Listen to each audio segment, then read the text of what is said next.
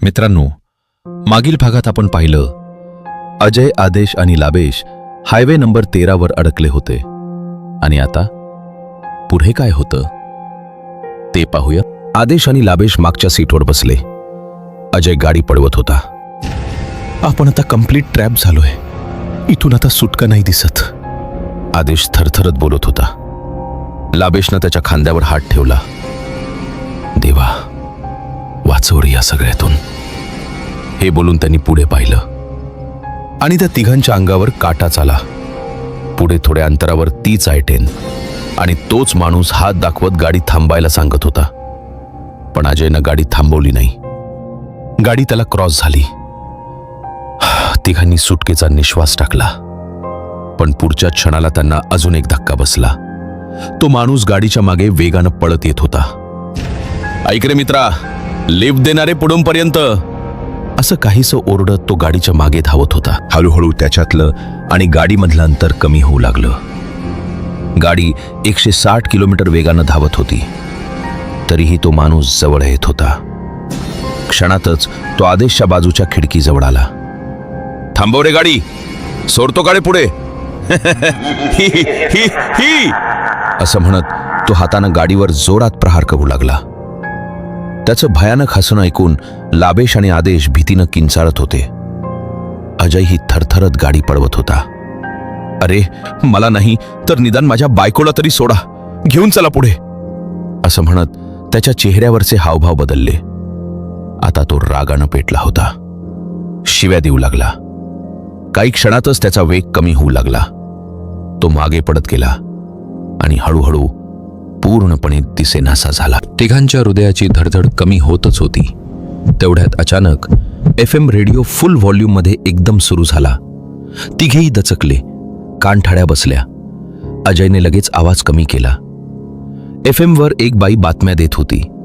तिने प्रथम हवामानाचा अंदाज सांगितला आणि मग बातम्या देऊ लागली. आणि आजची मुख्य आणि एकमेव बातमी, हायवे नंबर 13 वर झालेल्या एका विचित्र अपघातात 3 तरुण जागीच ठार. तरुणांची नावे पुढील प्रमाणे: आदेश राजे, लाबेश प्रधान आणि अजय जाधव. हे शब्द कानावर पडताच तिघांच्याही अंगावर सर्रकन काटा आला. अजयने रेडिओ बंद करायला बटन दाबलं, पण रेडिओ बंद झाला नाही. ती बाई बातम्या सांगतच होती आणि अचानक तिचा आवाज बदलला. ती विकृतपणे हसू लागली आणि पुढच्या क्षणी त्या हसण्यातूनच ती हळूहळू गाणं म्हणू लागली. कहीं दीप जले कहीं दिल, जरा देख ले आकर परवाने, तेरी कौन सी है मंजिल.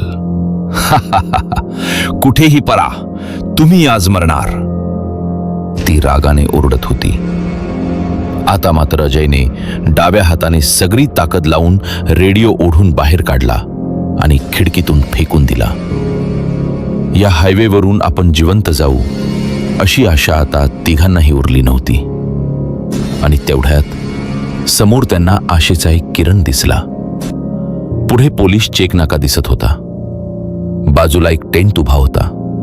तिथे एक पोलीस इन्स्पेक्टर रस्त्याच्या मधोमध उभा राहून गाडी थांबवण्याचा इशारा करत होता.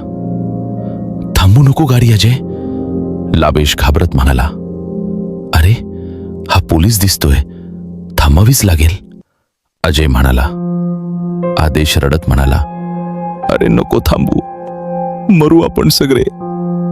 ओके, थांबव, पण इंजिन चालू ठेव, लाबेश म्हणाला.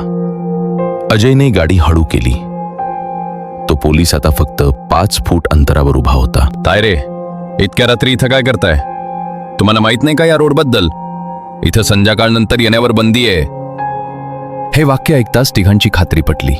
हा माणूस आहे, पिशाच नाही. का साहेब, अजयनं विचारलं.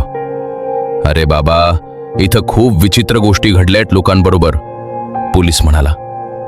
साहेब, आम्ही कसे आलोय ते आम्हालाच माहितीये, अजय म्हणाला. काय झालं, पोलिसानं विचारलं. नका विचारू साहेब, जाऊ दे आम्हाला, आदेश म्हणाला. बरं, लायसन्स आणि गाडीचे पेपर्स दाखवा आणि तुम्ही दोघांनी ID दाखवा, पोलीस म्हणाला. अजयनं त्याच्या लायसन्सची प्रत पोलिसांच्या हातात दिली.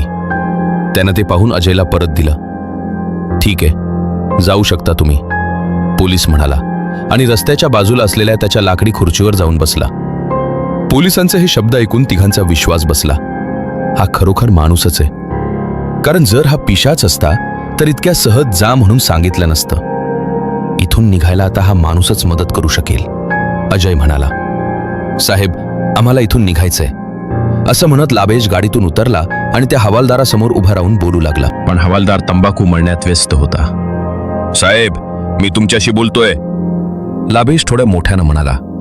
इतक्यात तो हवालदार अचानक ढसाढसा रडायला लागला. रडणाऱ्या हवालदाराकडे बघून लाबेश घाबरत म्हणाला, साहेब, रडताय का? अरे, मला पण सुटका हवी आहे इथून, हवालदार रडत रडत म्हणाला. म्हणजे? लाबेशला काहीच समजत नव्हतं. ही अर्धवट कापलेली मान घेऊन गेली अनेक वर्ष इथंच फिरतोय, असं म्हणत त्यानं आपली अर्धवट कापलेली मान लाबेशला दाखवली आणि परत धारावर ठेवली. एक तर मला पण घेऊन चला, नाहीतर तुम्हीही इथंच थांबा, असं म्हणत तो रडता रडता अचानक खिदळून हसू लागला. लाबेशचे पाय लटलट कापत होते, पण आदेशनं हिंमत दाखवत त्याला पटकन ओढत आणलं आणि गाडीत बसवलं. अजय, गाडी काढ, घात झालाय, आदेश ओरडला. अजयनं गिअर टाकला आणि गाडी पुढे पळवली, पण तो पोलीस गाडीच्या मागच्या बंपरला लटकला होता. त्याचे शब्द अजूनही कानावर पडत होते. मला पण घेऊन चला रे पोरांनो, नाहीतर तुम्ही तरी थांबा सोबतीला. आता तिघांनी ठरवलं होतं, काही झालं तरी गाडी थांबवायची नाही. 2 तास झाले होते. आता पाऊस एकदम कोसळू लागला. अजयने पेट्रोलच्या काट्याकडे पाहिलं. पेट्रोल टाकी फुल भरलेलीच दिसत होती, आणि दुसरं म्हणजे स्पीडोमीटरवर किलोमीटरचा आकडा तोच होता जो हायवेवर लागायच्या आधी अजयने पाहिला होता. आता मात्र पावसाचं रूपांतर वादळात झालं होतं. भयंकर पावसाला जोरदार वाऱ्याची साथ मिळाली होती. तिघेही शांत बसले होते, जणू पुढच्या संकटाची वाट बघत.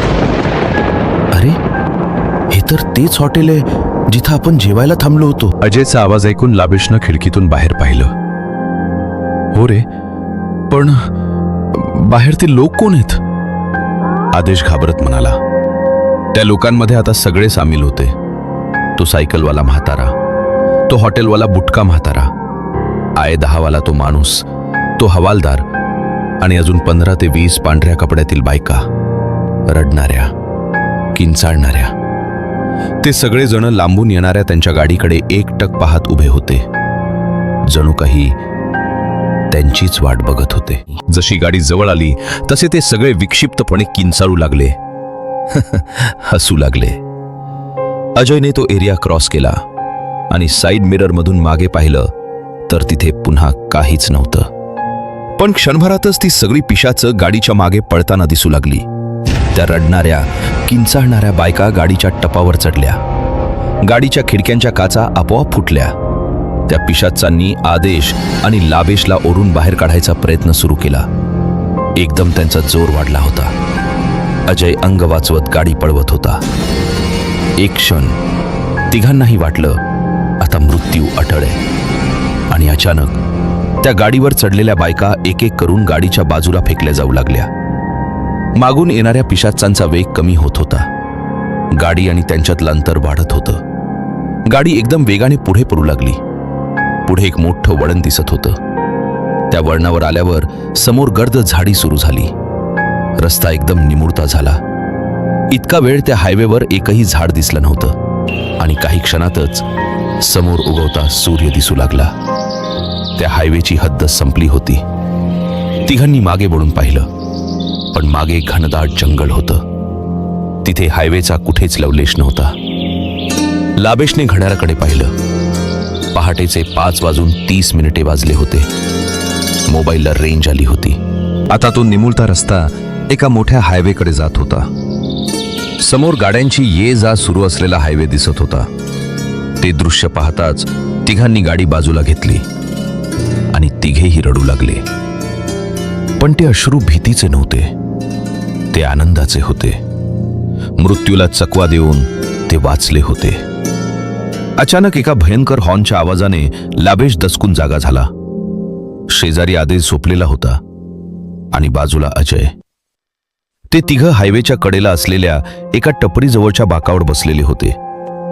कदाचित इतक्या मोठ्या प्रवासामुळे बसल्या बसल्या झोप लागली असावी. पावसाच्या थेंबांनी त्यांना जाग आली असावी. अजय, उठ रे. आदेश, उठ जा. दोघं चहा सांगून या टपरीवाल्याला. मी जरा पेपर घेऊन येतो. 2 दिवसात काय घडलं काहीच कळलं नाहीये. मावशी, एक पेपर द्या. लाबेशनं त्या पेपर स्टॉलवाल्या म्हातारीला आवाज दिला, पण तिने लक्षच दिलं नाही.